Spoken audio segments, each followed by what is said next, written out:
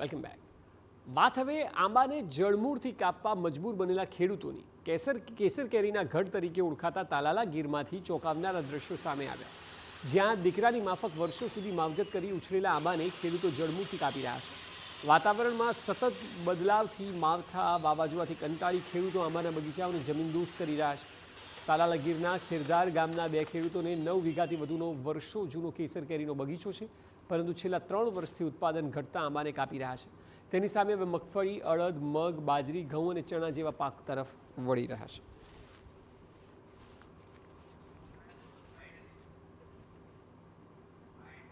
નુકસાની 3 વર્ષ થશે, પછી આવરણ ખૂબ થાય, ફ્લાવરિંગ રહેતું નથી.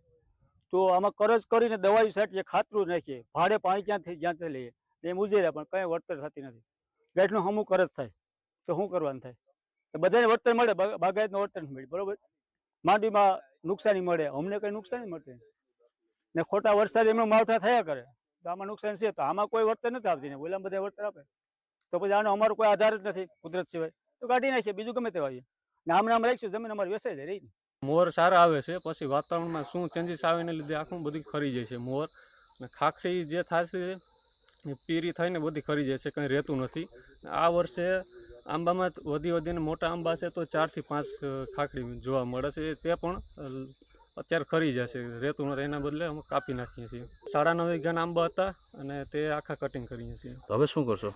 હવે અમે એમાં પ્રાકૃતિક ખેતી જેમ કે માંડવી છે, અડદ, એવી રીતના બધી કરશું, કેમ કે અત્યારે આંબા છે અત્યારે અમે કોઈ ખેતી થઈ શકે એમ નથી.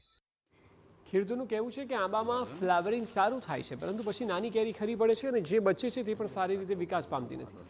પરિણામે દર વર્ષે જંતુનાશક દવાઓ અને મજૂરી પાછળ 70,000 થી 80,000 ખર્ચ્યા છતાં પણ ઉત્પાદન મળતું નથી.